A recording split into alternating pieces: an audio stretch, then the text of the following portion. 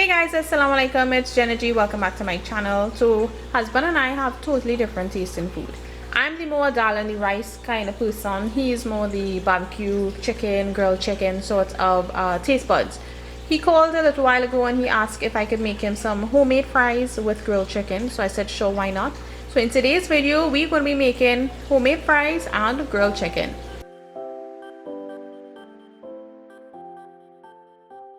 So I'm going to be starting off by cutting my potatoes. I'm using regular potatoes. Properly wash them, scrub them out because I'm going to be using the skin.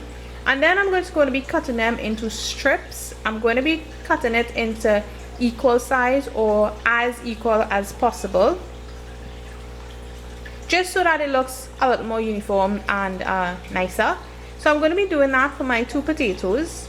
And the next thing I'm going to be doing is putting it to soak. Now it's important to put it to soak, that helps to break down some of the starch in it, and it helps with the crispiness of the fries too when you are either baking it or frying it. So if you checked out my roasted potatoes video I did some time ago, I also soak the potatoes before you put it to bake.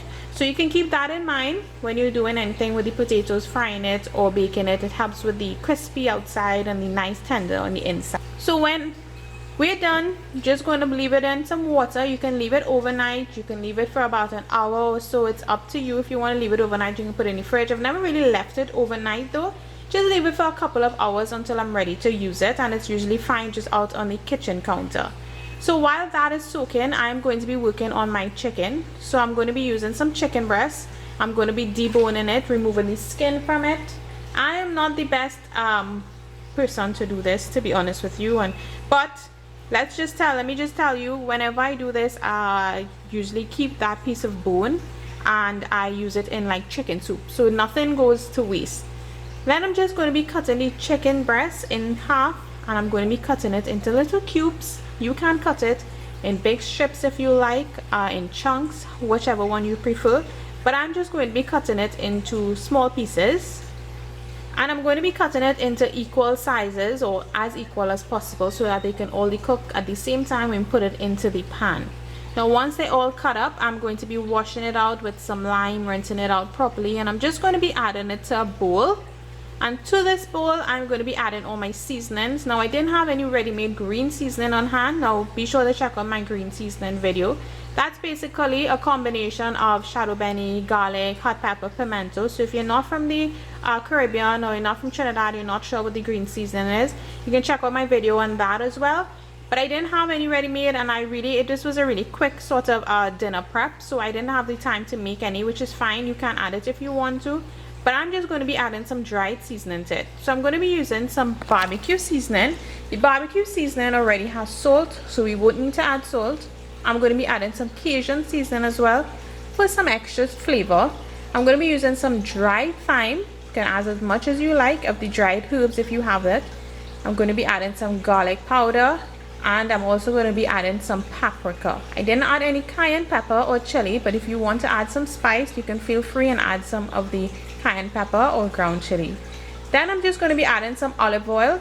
I'm going to be giving this a quick toss, let it set for a little bit, let everything all marinate all nicely. I'm going to set it aside, and then I'm just going to be making a super quick and easy sauce that you can add to your chicken. Now you can make this sauce and eat it with just about anything, with roasted potatoes, with my whole roasted chicken that I would have made some time ago. You can even use this on the barbecue chicken I would have done some time back as well. It's pretty simple. It's a combination of water, ketchup, pepper sauce, soy sauce. That's simple.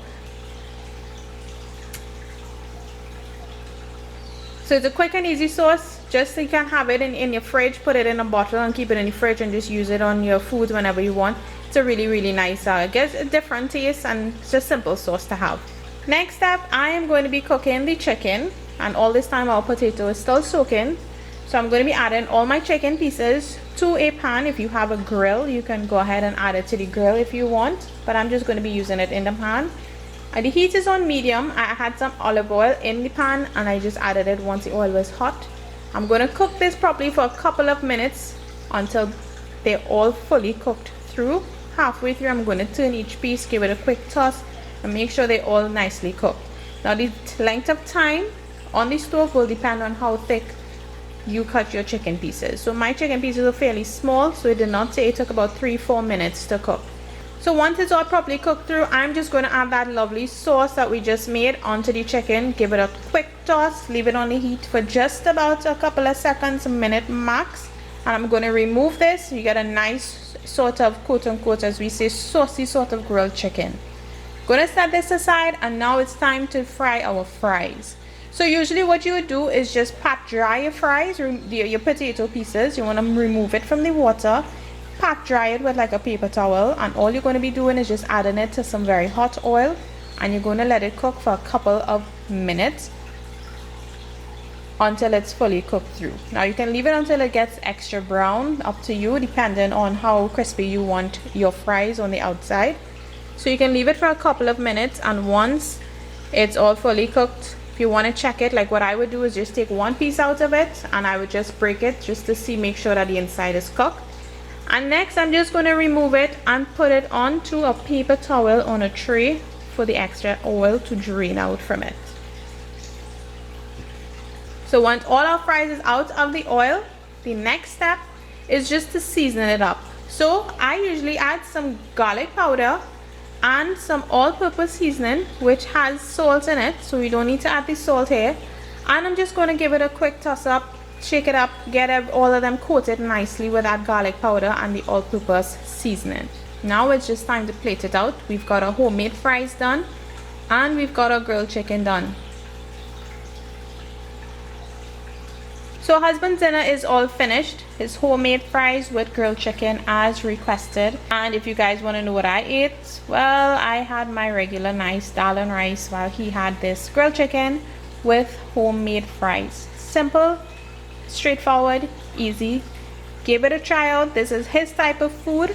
Hope you guys like this video. Be sure to try it out, the grilled chicken, experiment with it and add any sort of seasonings you want to add to it. Homemade fries, not hard at all to make, so be sure to try it out for sure.